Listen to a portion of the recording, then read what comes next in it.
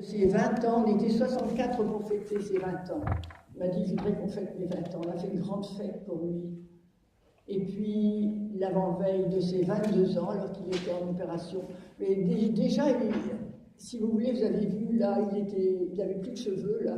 D'ailleurs, les premières photos qu'on a, et c'était terrible, quoi. Il avait le visage comme du beefsteak haché, tellement il est resté quelques années quand même sans pouvoir être opéré.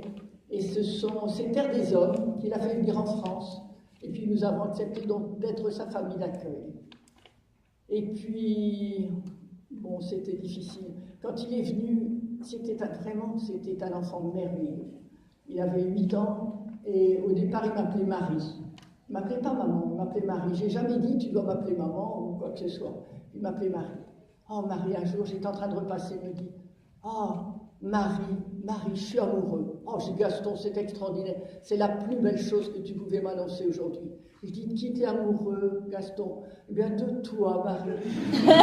C'est extraordinaire. Et un autre jour, moi, avec les enfants. Oh, moi, j'aimerais bien. Elle disait, non. Moi, toi, t'as des œufs marrons, t'as des œufs de cochon. Comme tous les enfants, c'est à peu près, voilà. Et ils étaient ensemble, et je les entendais.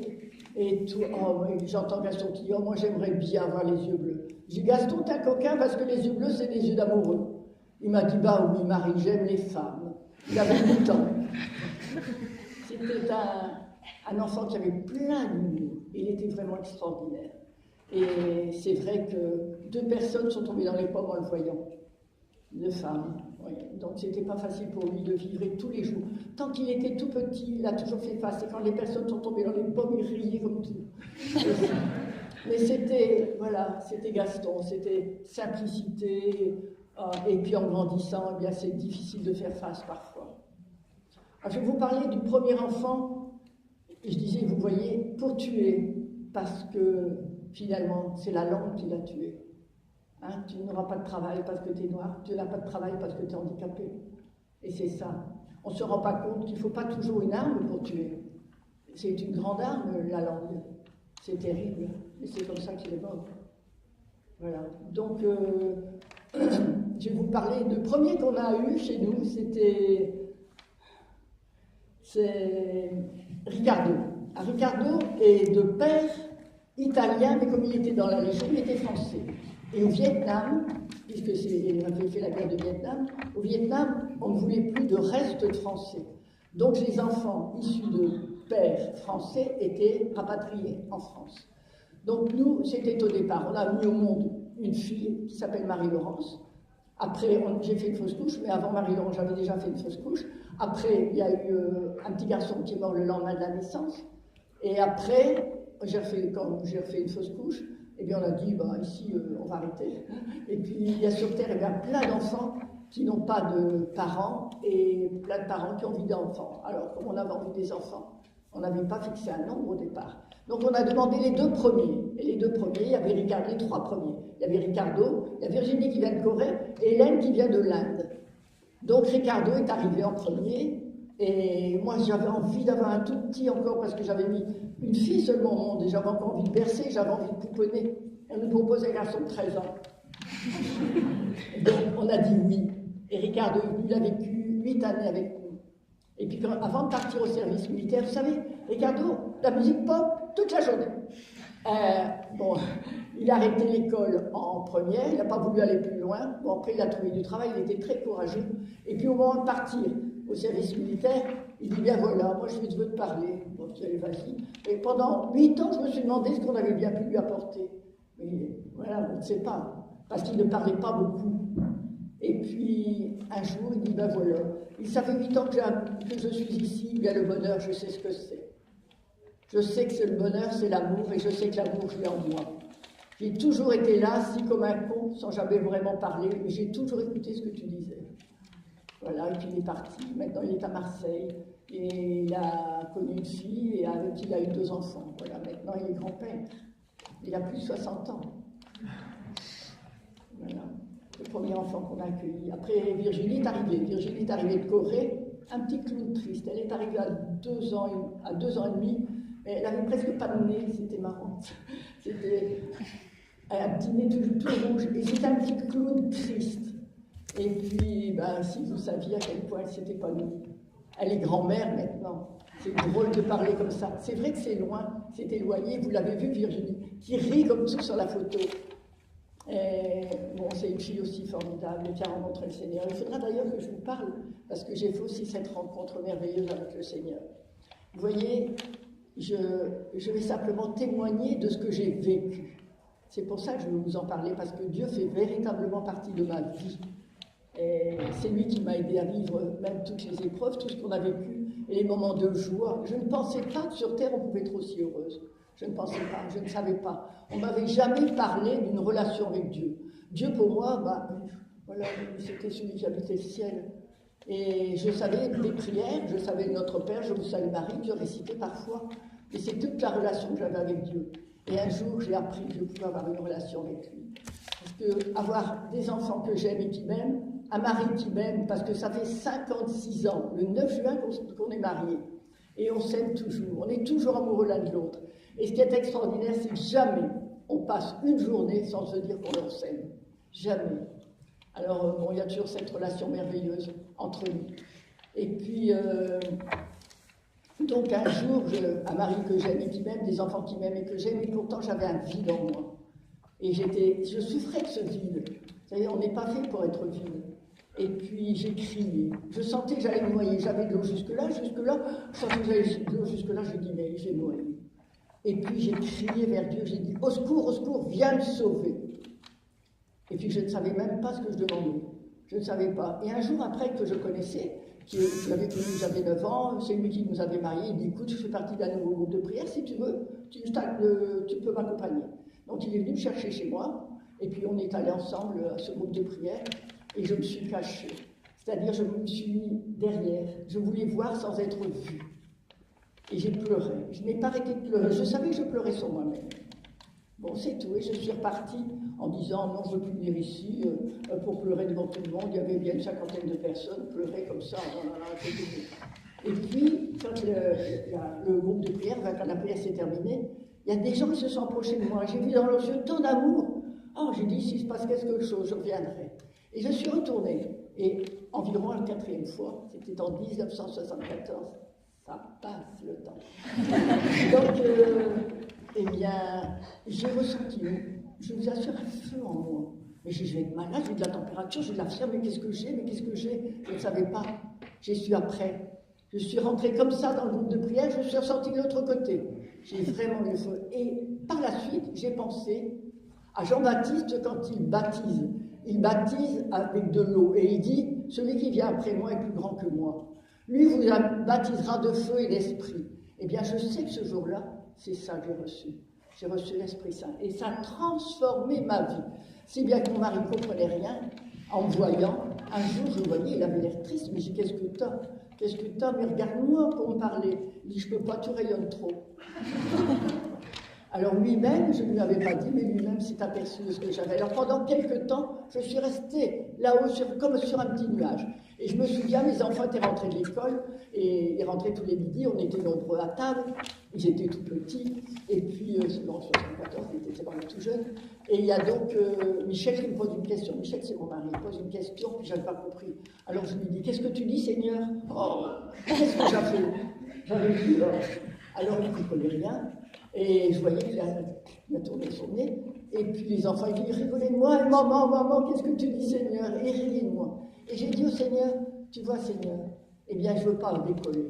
Je veux vraiment rester mes pieds sur terre, même dans la boue. Mais je veux toujours que ma tête soit au ciel.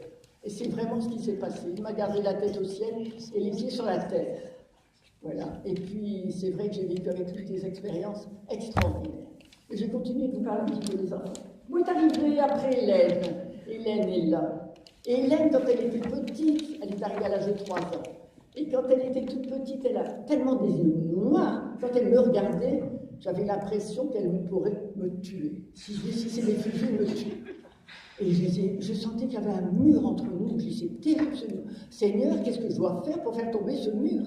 Et je ne savais pas. Et je priais, je voudrais que ce mur tombe, Seigneur. Et la relation était difficile au départ. Et puis un jour, elle dépasse son nez de la porte, elle me dit, maman, j'ai compris que tu m'aimais. Tout était c'était gagné. Le mur est tombé, elle avait compris que je l'aimais. Et je sais qu'avec Dieu, c'est pareil. Vous voyez, Dieu aime chacun du même amour, d'un très grand amour, et c'est la réponse d'amour qui fait la relation. Sinon, sans réponse d'amour, eh bien, on ne connaît pas le Seigneur, on ne sait pas qui il est, voilà, et on ne sait pas à quel point on est aimé. Voilà, donc Hélène, après, formidable. Et je ressens toujours son amour. Et celle qui sait ce dont j'ai besoin, c'est toujours Hélène. Toujours Hélène. Elle sent, je ne sais pas comment ça se fait, je crois que c'est tellement elle-même, et bien son amour fait qu'elle sait ce dont j'ai besoin quand j'en ai besoin. Je t'aime, ma chérie. Bon, Cathy est arrivée. Alors Cathy, un jour on reçoit, parce qu'on a demandé les 3 premiers, mais après on n'a pas demandé, tous les enfants me sont tombés dans les mains. Je n'ai pas choisi. Je dis toujours, ma vie je ne l'ai pas choisie, c'est la vie qui m'a choisi. C'est pas pareil. Et donc, un jour, on me téléphone, on dit, vous n'auriez pas une famille, vous ne connaîtrez pas une famille qui accueillerait une petite fille sourde, elle est totalement délaissée par le père, sa mère l'enchaînait, la battait, et la mère est partie, et le père la délaisse totalement. Et elle était en institution pour enfants sourds. Et puis j'ai dit, si on la prend. Donc elle est venue chez nous. Et puis Cathy, c'était une petite bête sauvage. Vraiment, elle ne supportait pas tout ce qui représentait de maman. Elle me donnait des coups de pied, elle me frappait, elle me griffait. Vraiment, c'était très difficile la relation. Et puis, elle voulait encore Marie-Laurence. Marie-Laurence, c'était l'aînée, donc ça allait encore. Et puis, petit à petit, eh bien, à chaque fois qu'elle essayait de me frapper, je prenais sa main, puis je l'embrassais.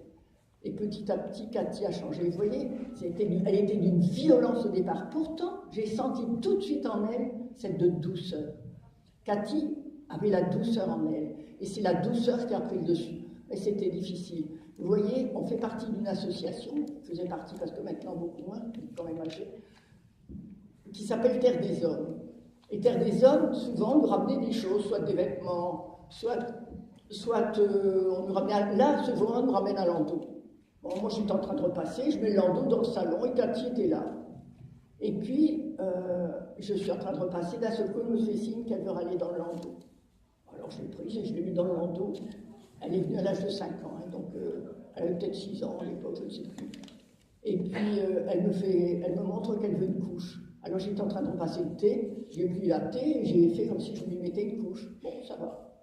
Un moment après, elle me fait ça. Elle veut un biberon. Donc je la prends dans mes bras, je la sors du landau, je la prends dans mes bras et je fais semblant de lui donner le biberon. Et là j'ai vu que c'était pas un jeu. J'ai vu son regard. C'est incroyable, son regard fixait le mien. Et puis toutes les deux, et j'ai dit c'est pas un jeu. Voilà, et j'en ai parlé à un médecin, il dit vous avez fait exactement ce qu'il fallait. Voilà, je ne savais pas. Heureusement que le Seigneur est là pour nous dicter parfois ce qu'on a à vivre. Et petit à petit, bien Cathy a pu changer.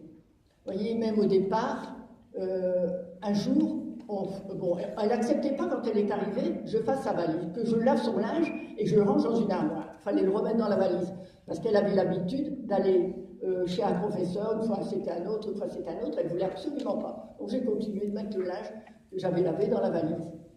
Bon, et petit à petit, il acceptait que je range son linge. Bon, c'était déjà un pas. Et elle avait 5 ans, elle pesait 10 kg 500, donc c'est pas très gros. Hein. Et puis, un moment après, je prépare, on allait partir en vacances tous ensemble, et je prends les valises, et je commence à faire les valises, et elle était là.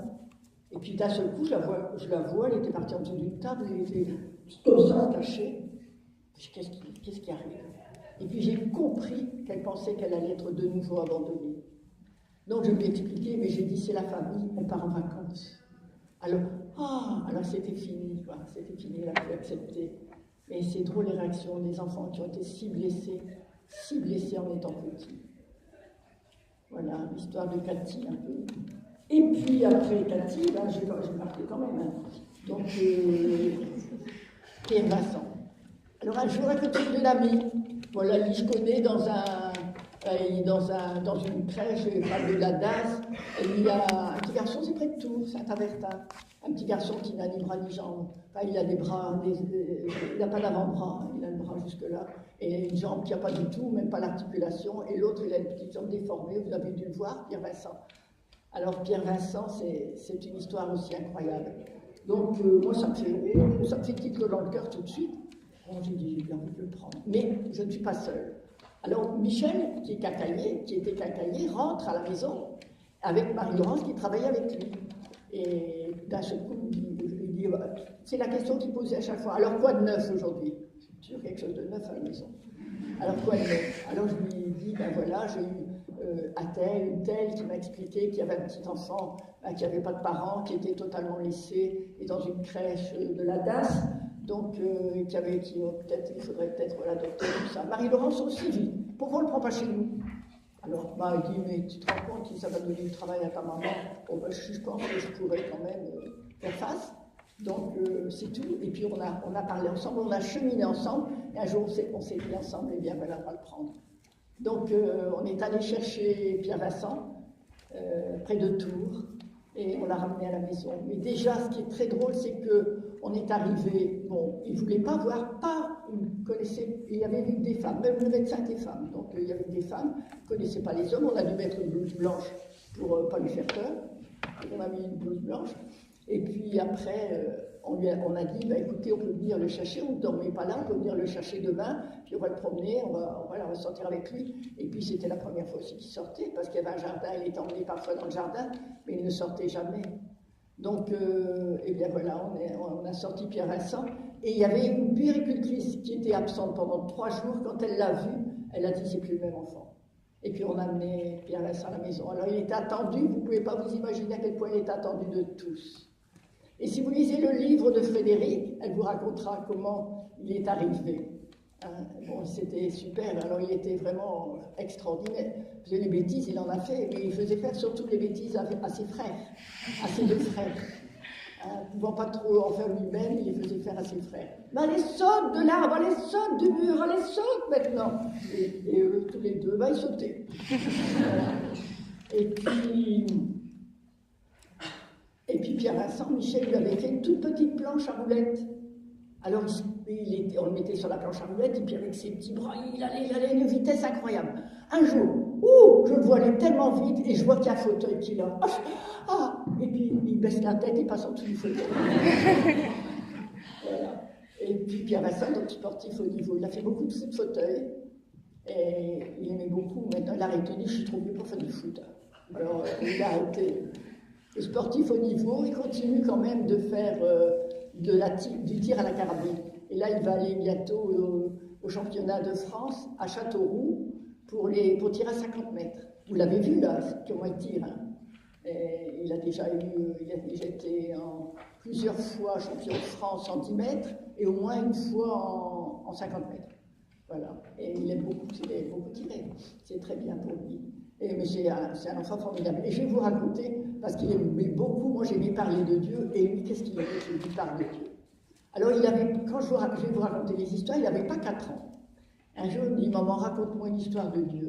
Je dis, oui, alors, j'ai dit, voilà, j'explique un peu la vie de Jésus sur la terre. Et puis, j'ai fini, parce que ça se passait toujours au moment de la toilette. C'est moi qui fais sa toilette, donc je le pose sur la table pour faire sa toilette. Et puis, il crie, Claude, il y vient. Claude, c'est le petit bout que vous avez vu qui s'appelle maintenant Quentin. C'est à peu près à cet âge-là. Claude, viens. Il dit, maman, elle m'a raconté une histoire. Et Claude arrive et dit, qu'est-ce que c'était comme histoire? Et Pierre Vincent répond, c'était l'histoire de Dieu et des hommes. Et j'ai été scotché. L'histoire du monde, c'est l'histoire de Dieu et des hommes. Comment un enfant si petit peut-il savoir cela? C'est extraordinaire. Et un jour, il me dit encore, moi, quand j'irai vers Dieu, Dieu sera tellement content de me voir qu'il va faire la fête. C'est extra. Et puis une autre fois, maman, raconte-moi une histoire de Dieu. Alors, je le remets sur la table, et puis je lui dis, ben voilà. Il était une fois Dieu. Il avait un fils, et son fils, c'était son bien-aimé. Il lève son bras et dit, c'est moi. C'est extra. Et j'ai dit, tu as raison, c'est toi. Mais moi, après, je ne peux plus parler. Ça m'émerveille. Et Pierre Vincent est vraiment merveilleux. Il aime la vie. Pierre Vincent a eu un cancer en 2002. On ne savait pas exactement, voilà, on ne savait pas ce qu'il avait. Pendant longtemps, il était très malade, très très malade. Et puis, voilà, je me suis dit, il est malade, je ne sais pas, Seigneur, je ne sais pas. Et finalement, notre médecin envoie un spécialiste, et le spécialiste dit, écoutez, moi je ne vois rien, il faut aller voir le chirurgien. Et le chirurgien dit, il faut l'opérer. Et il pensait vraiment que c'était une appendicite. Vous savez, un mur qui se fait autour de l'appendicite, parfois quand l'appendicite, où il y a du pus dedans, ça risque d'être une péritonite. Donc, voilà, on attend, on est là avec lui pendant 8 jours, il fallait le préparer. Et puis, le jour de l'opération, voilà, l'opération se passe bien, il arrive, il se réveille très facilement, tout joyeux.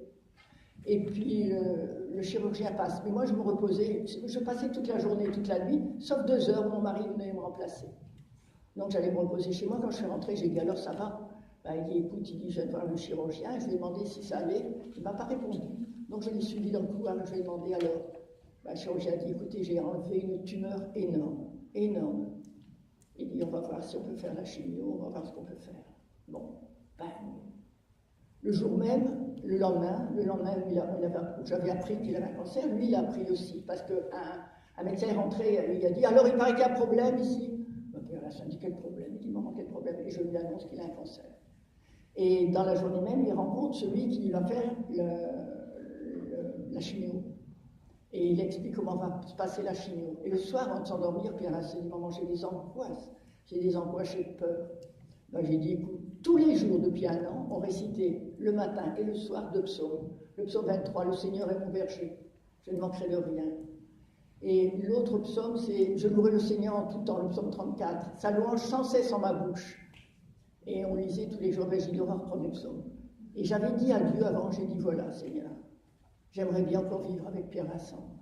J'aimerais encore vivre. Mais c'est toi qui décides. C'est toi le Père avant que je sois quoi que ce soit. C'est toi le Père. Alors je te laisse décider. Et je te l'offre s'il le faut. Voilà.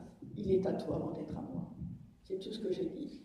Et donc je récite les 2 psaumes. Et puis tout d'un coup, je finis et je prie spontanément comme ça.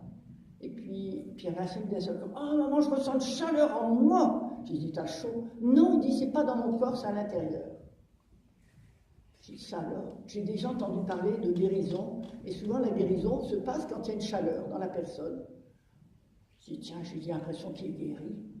Et puis, mais lui a dormi la nuit très bien. Parce qu'après, aussi vite, il avait dit, je ressens une chaleur, il dit, Seigneur, merci pour la joie. Lui qui avait des angoisses, 10 minutes avant, il dit Seigneur, merci pour la joie.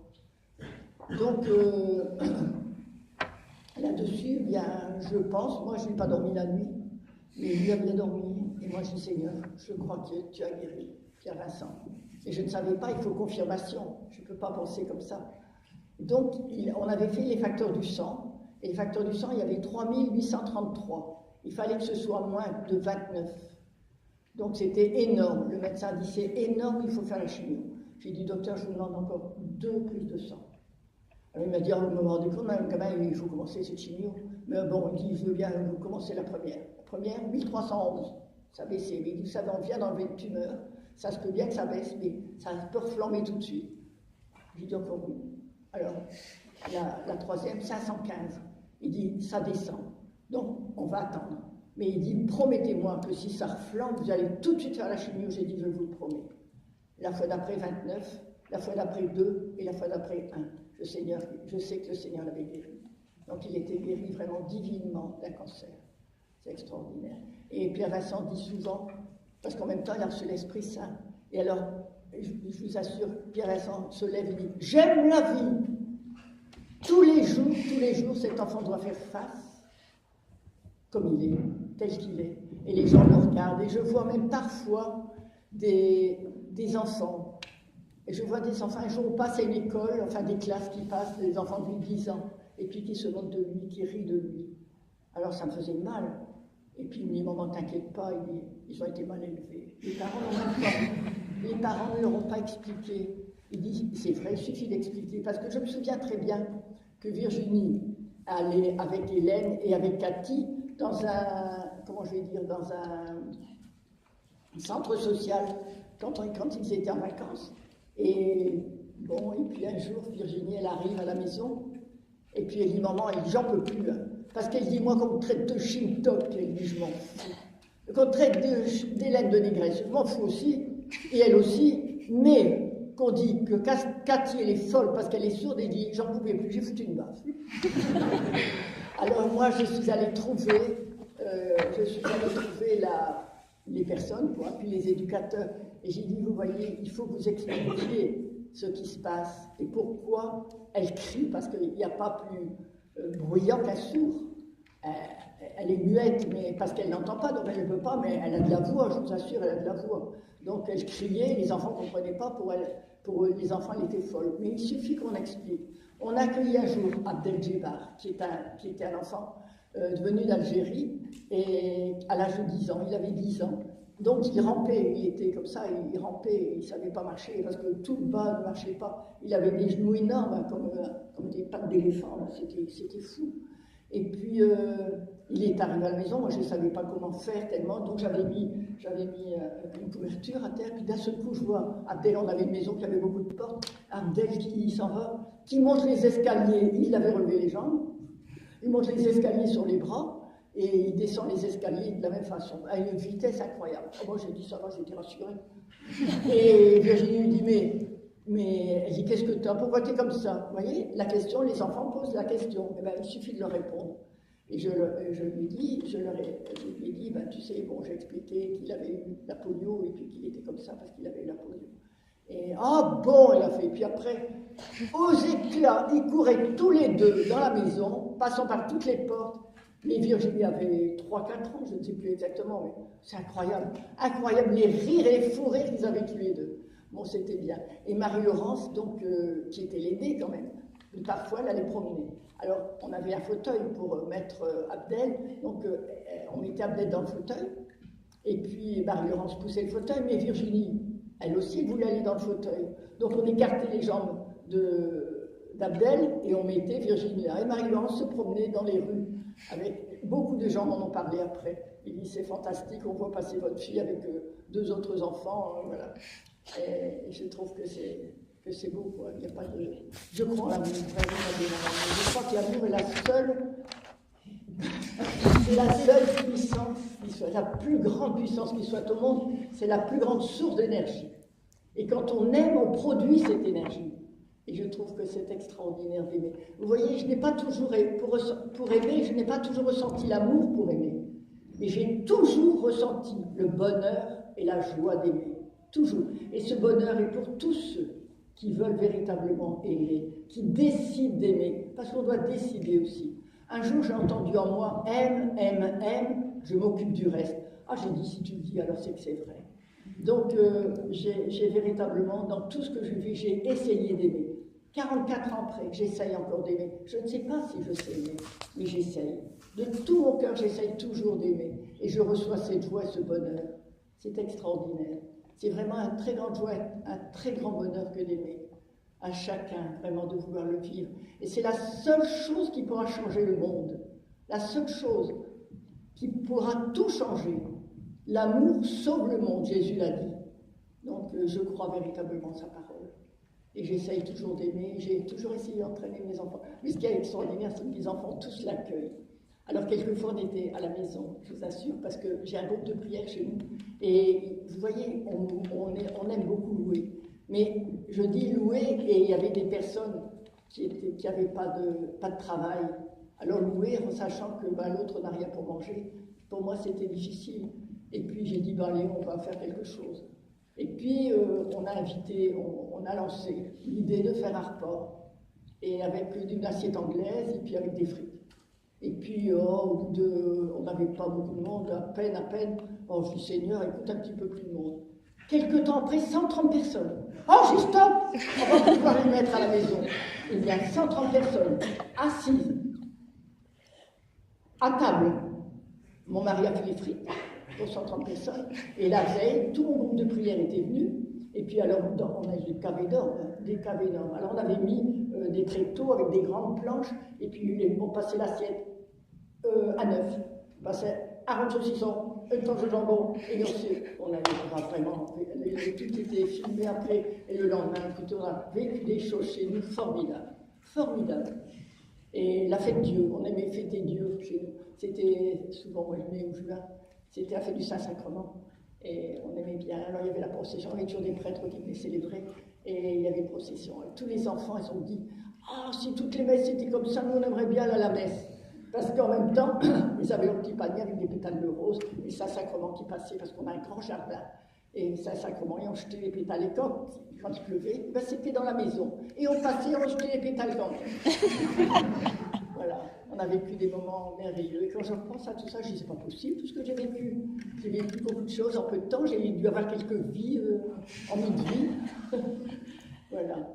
Et puis, je peux continuer un petit peu, ça va? C'était 2 minutes. Bon, alors, c'est vrai qu'on avait vu avec Dieu une relation formidable, une relation d'amour. J'ai compris que Dieu m'aimait, comme avec Hélène. Voilà, le Seigneur, j'ai compris que tu m'aimais. La relation est très, très bonne. Et j'ai eu plein de choses. Elle m'aime, je m'occupe du reste. Et c'est vrai. Vous savez, on avait une maison qui était assez petite, et puis on voulait une grande maison. Et je ne savais pas, parce depuis qu'on est mariés, on n'a jamais payé une seule fois d'impôt sur le revenu. Pas une seule fois. Même encore maintenant, jamais. Mais Dieu s'est toujours occupé de nous. Donc j'avais véritablement envie d'une grande maison, et je lui en parle. Je dis, Seigneur, tu sais très bien qu'on ne peut pas acheter une maison parce qu'on n'a pas de sous, on saura pas, si on emprunte, on ne sera pas remboursé. Alors écoute, je compte sur toi. C'est tout ce que j'ai dit. Un jour, une amie m'appelle et me dit, écoute, si tu veux, voilà, j'ai quelque chose à te dire, viens à la maison. Donc je vais, viens chez toi. Bon, elle me dit, ben voilà, pendant longtemps, je me suis occupée d'une personne âgée qui, à l'âge de 40 ans, depuis 40 ans, était toujours en service dans la même maison. Elle dit quand même, on lui a fait comprendre qu'à son âge, elle avait 84 ans, elle pouvait prendre sa retraite. Elle dit, on lui a trouvé un appartement. Et puis, elle avait de l'argent, cette personne. Et elle m'a confié son argent en disant, voilà, je sais que si j'en ai besoin, vous me le donnerez. Et si jamais je meurs, je sais que vous en ferez quelque chose de bien. Elle laisse de l'argent, c'était des bons du trésor. Donc on peut aller comme ça avec les bons du trésor chercher l'argent. Et puis, est-ce que tu les veux pour acheter une grande maison? Ouais, il faut bien. Alors on était en train d'acheter une maison en accession à la propriété, ça allait être fini là. Et ben, l'argent qu'on avait reçu, plus l'argent de la maison qu'on avait achetée en accession à la propriété, en payant le loyer tous les mois, eh bien, ça fait juste de l'argent de notre grande maison. Mais encore une fois, plus d'argent. Tout avait été donné pour acheter la grande maison. On a déménagé au mois d'août. Au mois d'octobre, le 4 octobre, c'est le jour de mon anniversaire. Le jour de la Saint-François, j'aurai 80 ans bientôt. Donc le jour de la Saint-François, mon mari essaie d'allumer la chaudière. Et puis, il dit que la chaudière ne marche plus. Oh, c'est un sacré coup avant l'hiver. Bon, et quand il comme ça, moi je fais mon clin d'œil à Dieu. Toujours. Je dis, toi tu sais. C'est tout ce que je lui dis. Toi tu sais. Chaque clin d'œil, je dis, tu sais. Et puis, le lendemain, on fait venir des hommes de service. Et puis, oh, c'est Mathusalem, hein, votre chaudière, il faut la changer. Il faut la changer, pas un sou. Le surlendemain, qui était un mardi, arrive un monsieur qui n'était jamais venu chez moi, c'est un ami. Et puis il dit, oui, sœur d'Imarité, t'habites une grande maison. Il dit, avec quoi tu chauffes tout ça? Enfin, moi, si je viens chez vous, je ne vais pas demander avec quoi vous chauffez. Et lui me dit, avec quoi tu chauffes tout ça? J'écoute, on se chauffait au charbon. Il dit, pourquoi je dis, parce que depuis dimanche, on n'a plus de chaudière. Puis il dit, t'as de l'argent pour la changer? Je dis, non, rien du tout. Pas un sou. Mais je lui dis en rigolant, il me fait un chèque avant de partir. Et bien, je vous assure, c'était le prix de la chaudière. Et je dis au Seigneur, qu'est-ce que tu comptes bien? C'était l'argent de la chaudière, on a une autre chaudière. Et ainsi, vous voyez, pour beaucoup de choses, on a eu des vacances extraordinaires. Un jour, une amie me payait facilement, ça fait plusieurs fois qu'elle nous a payé un voyage, et on s'en va en Tunisie. Elle nous paye 8 jours en Tunisie, elle dit, tu pars jamais. Elle dit, je te paye un voyage en Tunisie et je te paye 8 jours là-bas. Donc, Michel et moi, on s'en va. Et là-bas, on fait connaissance de personne. Et qu'est-ce que vous vivez? On explique un peu les enfants. Et puis, le lendemain, ils viennent, ils disent, voilà, nous, on habite la Clusa. Et puis, on loue des chalets, on loue 10 chalets. Eh bien, on met à votre disposition, pour 15 jours au moment de Noël, eh bien, un chalet le plus grand. C'est pour vous. Donc on est parti. Mais alors j'ai dit aux enfants, vous savez, on va à leurs vacances, on va aller en hiver, en montagne, c'est super. Ah, on peut faire du ski. On va toujours aller promener. Ça sera enfin des belles promenades, on va prendre l'air, tout ça, ce sera bien, parce que c'est grand, on n'avait pas d'argent. On arrive là-bas. Le monsieur nous dit, écoutez, vous allez aller à la Clusaz, à tel endroit, vous allez avoir les skis, les chaussures gratuitement, pour tout le monde. Voilà. Et on est revenu, et puis le monsieur était ancien, enfin il était en retraite, mais il était, comment on dit, moniteur de ski. Voilà, il était moniteur de ski. Donc voilà, il a fait donner des cours aux enfants. C'est extra. Et puis à Vincent, il devait un moniteur. Un moniteur l'avait pris. Ah oui, alors j'ai parlé de Frédéric, c'est très bien que tu me le rappelles. Content que j'avais marqué sur mon petit papier. Alors Frédéric, un jour, est arrivé avec sa maman chez nous. Ils ont sonné. Et Frédéric avait 3 ans et demi. Et elle est rentrée avec sa maman. Et on a gardé la maman et la petite fille. Bon, c'était pas une relation facile. Peu à peu, la maman, elle est repartie au bout de 6 mois. Elle s'est mariée, elle a eu un autre enfant, mais elle n'est pas restée mariée plus d'1 an. Et Frédéric venait souvent à la maison entre-temps. Et c'était pas facile, cette relation, parce que le mari et la maman, ça chauffait fort, parfois elle venait se réfugier à la maison. Et un jour, sa maman qui faisait l'hôpital psychiatrique assez souvent, ils étaient divorcés, donc ils avaient notre petite fille, j'avais les 2 enfants gardés. Voilà. Et la maman, de temps en temps, revenait chercher Frédéric. Et un jour, Frédéric nous a dit, voilà, ça fait 100 fois que je viens ici, ça fait 100 fois que je retourne avec ma maman. Aujourd'hui, je ne veux plus, je veux rester ici. Et ce jour-là, la maman est revenue la chercher, j'ai cherché partout. Elle était cachée dans un placard. Et petit à petit, bien Frédéric a eu le courage d'aller trouver le juge des enfants, parce qu'on l'avait fait nous aussi. Mais comme elle travaillait très bien à l'école, eh bien, il n'y avait pas de problème, elle travaillait bien à l'école, donc pas de problème. Et puis petit à petit, le juge des enfants a accepté qu'elle vienne vivre chez nous et a donné l'autorisation. Donc Frédéric n'avait plus peur, mais tous les samedis, elle rentrait de l'école, elle disait « Maman, je peux aller voir maman cet après-midi ?» C'était super, donc tous les samedis après-midi, elle allait voir sa maman avec qui elle vivait un moment. Mais on a eu avec ça des choses très difficiles à vivre. Je vais quand même vous raconter un jour, on était rentrés de vacances, j'avais mon frère, ma belle-sœur, tous les enfants, on était là en train de manger, et puis d'un seul coup on saute. Mon mari va ouvrir, il est bousculé par la police. Bousculé. Et la police rentre, il monte à l'étage. J'ai dit, qu'est-ce que c'est que ça? Alors il téléphone, il dit à la police, il dit, qu'est-ce que c'est? Il dit, chez moi, des hommes habillés en flic. Il dit, qu'est-ce que ça veut dire? Il dit, ils m'ont rien dit, ils sont montés à l'étage. Ah ben on a eu un appel police secours. Comme quoi chez vous, il y avait des messes noires avec sacrifice d'enfants. Ils sont montés et redescendus après, bien sûr, ils n'ont rien trouvé. Et puis, et ben voilà, je me dis, vous voyez la jalousie parfois des gens, c'est terrible. C'est terrible, on a eu à vivre comme ça.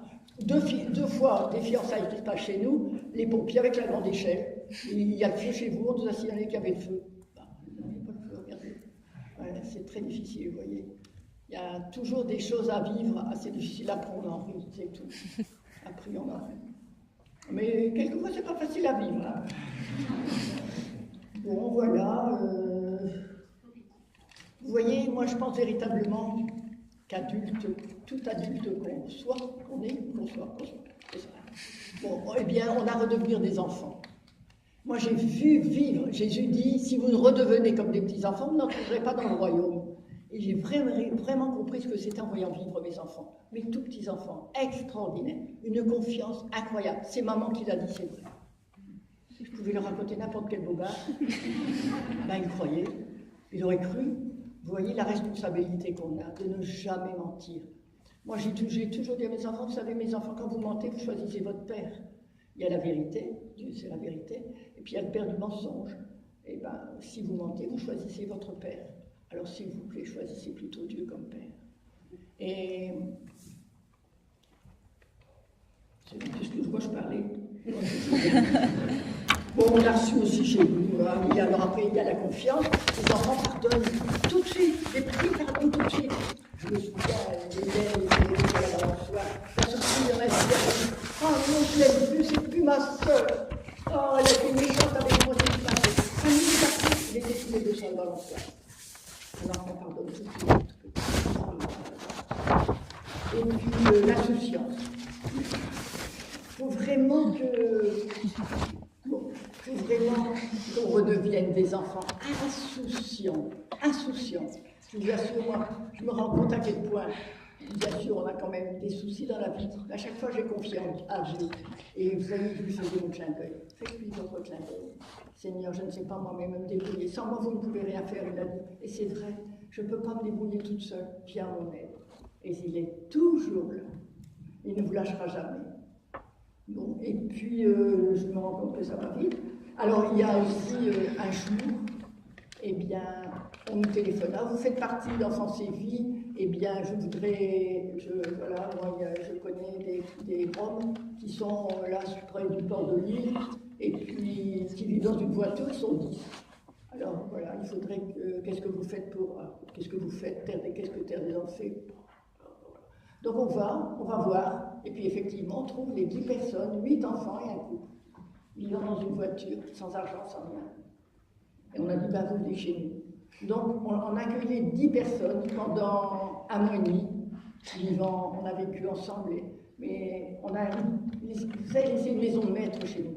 Donc, les anciennes cuisines étaient disponibles, ça fait 45 mètres carrés à peu près. Il y a de l'eau, on avait mis des tables, on avait mis des chaises et tout ça. Et puis, on a un grenier, un ancien grenier à foin, qu'on a emménagé en chapelle, et bien, ils dormaient tous les 10 dans la chapelle. Alors, on avait mis les matelas, on avait mis tout ce qu'il fallait pendant un mois et demi, ils ont vécu là. Alors, on a cherché aussi. C'est pas facile parce que la différence de culture, c'est pas toujours facile à vivre.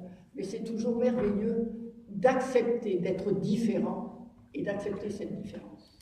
Une fois que la différence est acceptée, bien sûr, c'est bon, ça va, ça passe, c'est bon. Et c'était des personnes extraordinaires. Ils sont venus prier, c'était des pentecôtistes, ils sont venus prier dans notre groupe de prière. Ils ne connaissaient pas notre français. La dame a chanté merveilleusement, merveilleusement. Ils sont retournés. Après, on a réussi à les faire loger grâce à Français, on a trouvé une maison, ils ont vécu là. Et après la chute de Ceausescu, ils sont repartis en Roumanie. Voilà. Et on a accueilli aussi voilà, des clochards. Et on s'est occupé de Terre des Hommes. Et je vais vous raconter un jour, vous voyez, il y avait toujours du courrier qui arrivait. J'aimais bien accueillir ce courrier. J'allais dans ma toilette, je prenais le courrier, je lisais, c'était super. Et puis un jour, je lis quelque chose. C'était une lettre du Vietnam avec des photos d'enfants faméliques. C'est incroyable. Maigre dans ses lits, dur à regarder. Oh, c'est pas possible, j'ai pas le droit d'être heureuse. J'ai pas le droit d'être heureuse dans ce monde. Allez, non. Et toute la journée, j'ai pleuré. Et le soir, j'avais des livres à ranger. J'ai dit, bon, allez, je vais aller ranger mes livres. Je vais pour ranger mes livres et je prends un livre. C'est un livre de Teilhard de Chardin. Chacun qui m'a passé le bouquin. Je l'ouvre. Sois heureuse fondamentalement, je te le dis. Sois en paix. Sois inlassablement douce. Ne t'étonne de rien, ni de ta fatigue physique, ni de tes faiblesses morales. Fais naître et garde toujours sur ton visage le sourire. Reflète celui de notre Seigneur qui veut agir par toi et pour cela se substituer de plus en plus à toi. Ma joie est revenue et j'ai su que dans ce monde tel qu'il est, eh bien je pouvais être heureuse. Je pouvais être heureuse et participer justement à cette vie, à ce bonheur. Voilà. Et puis, j'ai encore le temps de minutes. Ça va, je peux dire, c'était bien.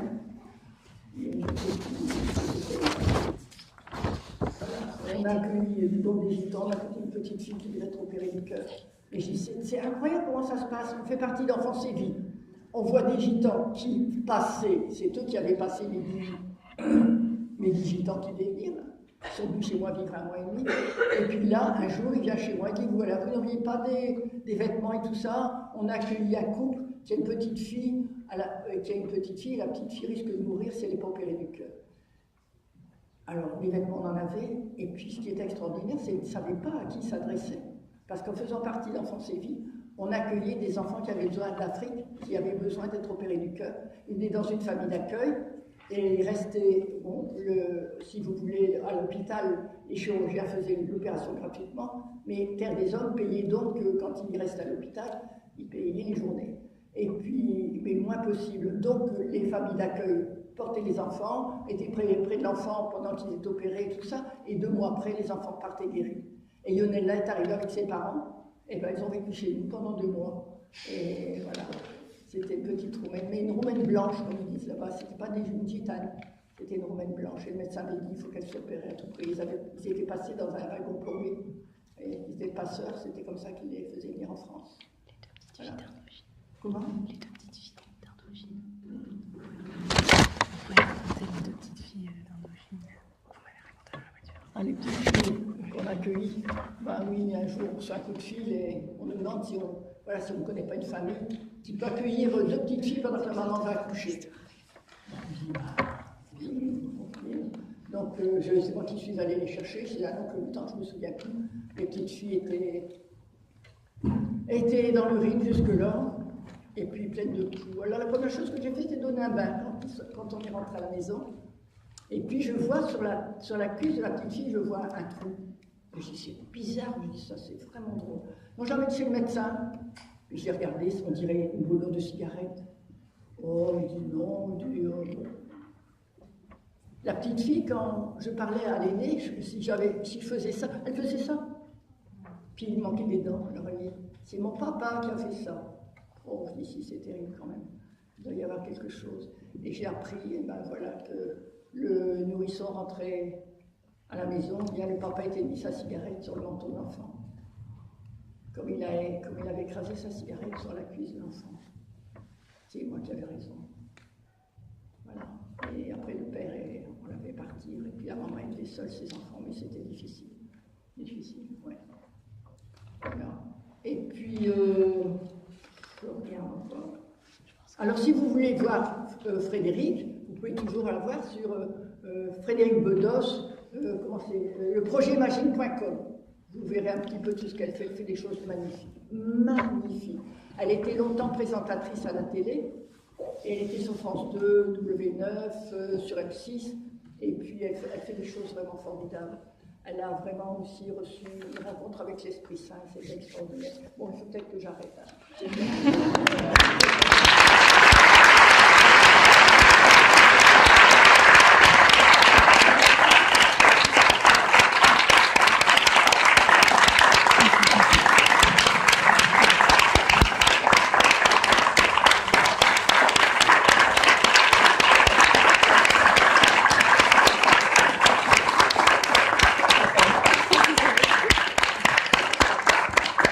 Merci beaucoup, Marie-Thérèse, pour votre témoignage. Alors, on vous a distribué les post-it au début. Maintenant, c'est un peu de surprise. Tout le monde écrit les noms des 19 enfants de Marie-Thérèse. C'est parti. Donc, plus sérieusement, Marie-Thérèse, quand je vous écoutais, j'avais l'impression, la comparaison pouvait vous choquer au début, mais de voir comme une poupée russe, avec à l'extérieur tous vos enfants. Et donc, c'est le cercle large qui vous entoure de vos enfants. Et avoir des enfants qui nous disent Marie, je suis amoureux de toi. Je sais que le bonheur, c'est l'amour, où Dieu sera tellement content de me voir quand j'arriverai qu'il me fera la fête. Je pense que ça veut bien dire à quel point vous avez réussi, plus loin de vous, à rayonner cet amour et à le transmettre de manière toute simple, mais très concrète. Ensuite, lorsqu'on ouvre et qu'on arrive dans la deuxième, à l'intérieur de la poupée russe, il y a le couple. Vous et Michel, je ne pense pas que beaucoup de femmes peuvent se vanter d'avoir un jour entendu « Tu rayonnes tellement que je ne peux plus te regarder ». Donc, visiblement, il y a aussi ce socle qui est vraiment très puissant, et ça m'a beaucoup impressionné. Et puis au centre, il y a vous. Vous, cette femme qui a réussi à accomplir tant de choses, et dont la phrase « Je ne savais pas que sur Terre on pouvait être si heureux » paraît quand même assez impressionnant. Évidemment, cette poupée russe n'a pas été faite par personne. Et quand on vous entend, on se rend compte que cette poupée russe a été conçue et que dans toutes les particules, que ce soit du bois ou de la peinture, il y a quelqu'un qui se cache, Dieu.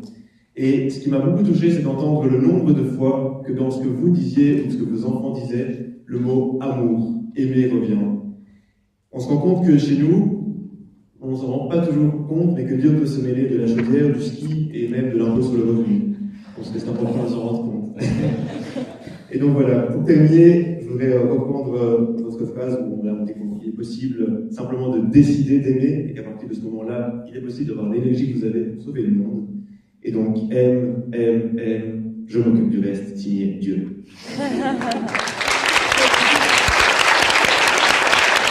Et alors, finalement, pour ceux qui ont des questions, n'hésitez pas, soit à lever la main, soit à prendre un petit papier et on va venir le chercher pour le soumettre à Marie-Thérèse. Donc voilà, je vous laisse un petit peu de temps de réflexion.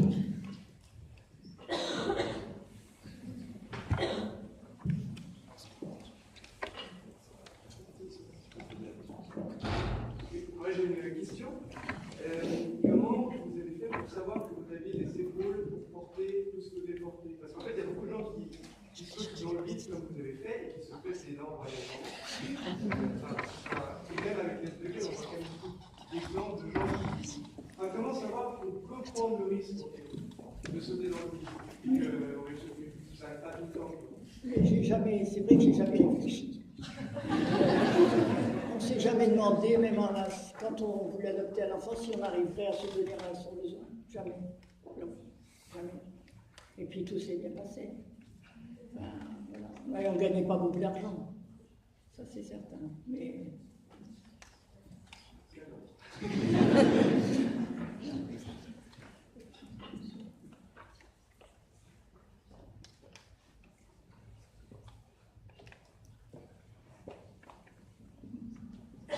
Bon, peut-être en attendant que quelqu'un lève la main, je voulais, ça va? Je voulais simplement, oui. Est-ce que votre mari a rencontré le Seigneur? Alors, mon mari, un an après moi, un jour, vous savez, j'écoutais beaucoup, à l'époque, c'était Raymond Faux, et Raymond Faux, il y avait de belles chansons de Dieu, et j'avais mis ça, et des amis sont venus avec un ancien missionnaire, un père blanc, qui cherchait des vêtements pour une famille d'Afrique, qui avait eu sa maison qui avait brûlé, ils ont dit non plus rien. Bon, est-ce que vous avez... Alors, on dit, ben oui, on s'occupe de terre des hommes, vous allez tout recevoir. J'ai fait rentrer, puis j'ai dit, ben voilà. Et il a écouté, il a dit, vous êtes chrétienne? Alors j'ai dit, oui, puis j'ai raconté un peu ma conversion, on sait tout. Il s'en va. Quelques temps après, il me dit, Madame Gamin, il dit, il y a un téléphone, il dit, voilà, il dit, j'ai une chapelle à Tourcoing, il dit, je dis la messe tous les dimanches, je voudrais que vous veniez le jour de la fête des mères parler de l'amour dans ma chapelle. Ah, j'ai dit à ça, non. Ah, non, j'ai jamais parlé devant personne, ça, je ne veux pas venir faire ça. Puis au moment où j'ai dit, j'ai pas le droit. Cet amour, je l'ai reçu, je veux bien en parler. J'ai dit, ok, je viens.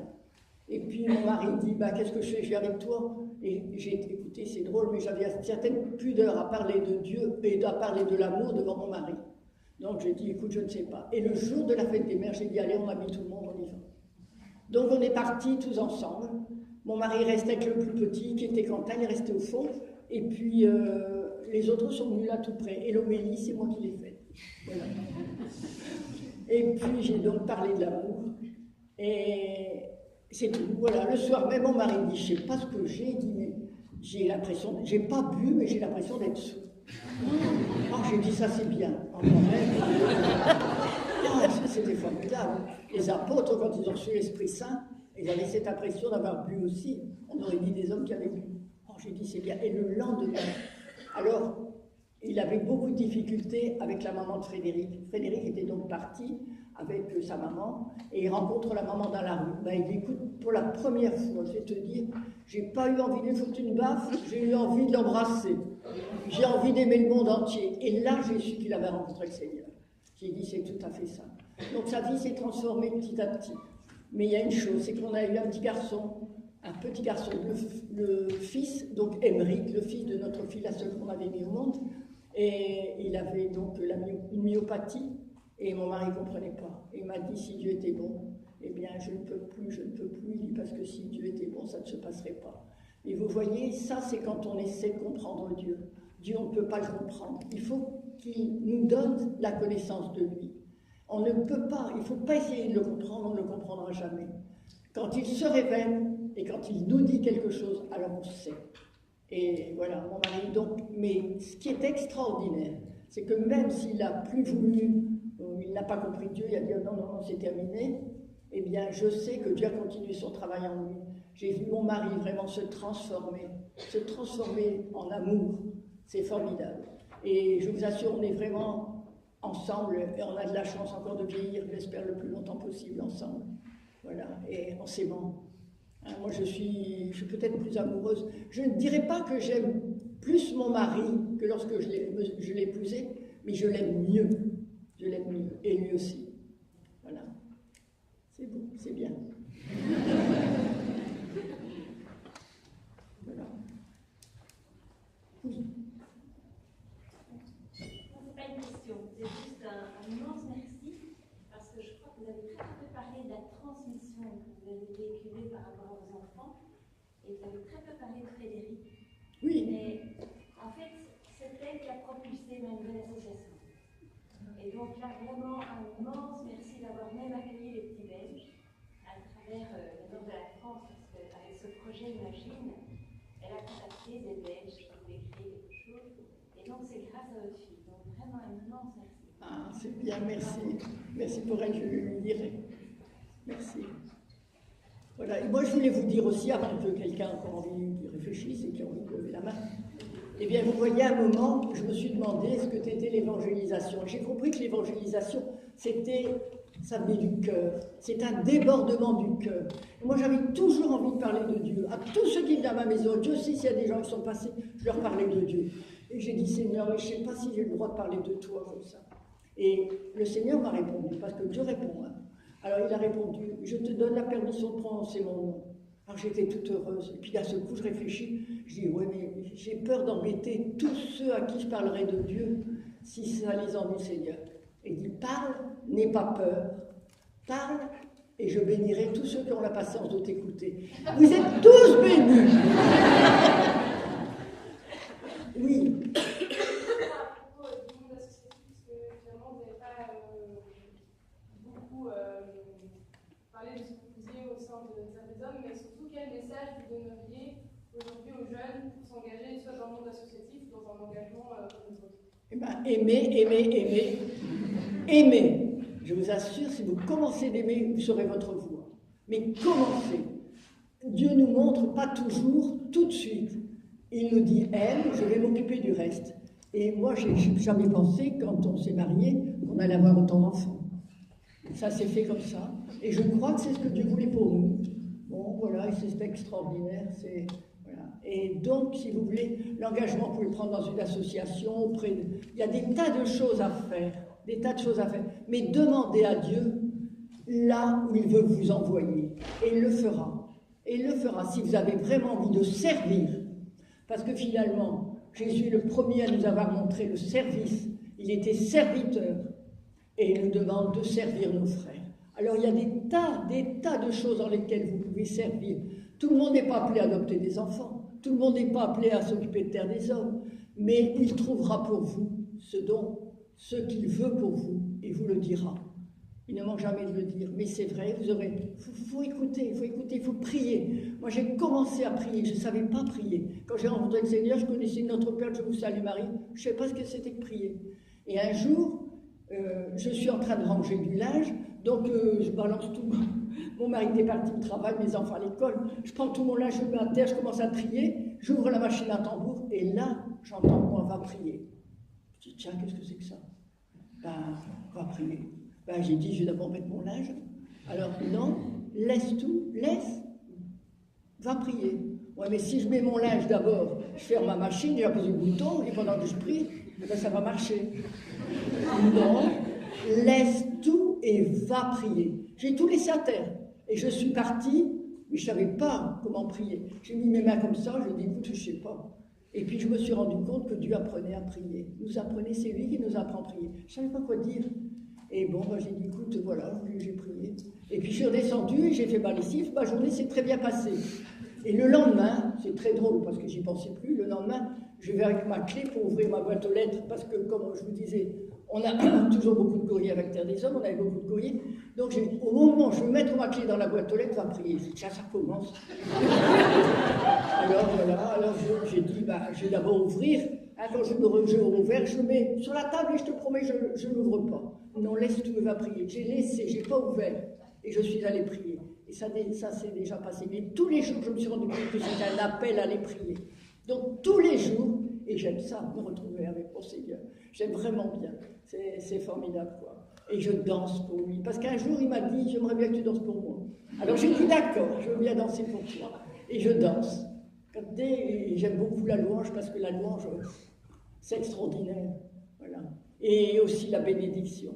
Et je vous assure tous, comme Seigneur vous a dit, qu'il vous bénissez, moi je vous bénis chacun aussi. Tous. Voilà.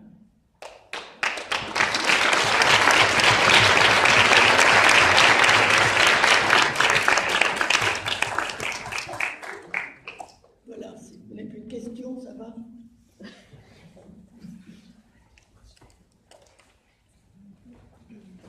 Voilà, Marie-Thérèse, merci beaucoup.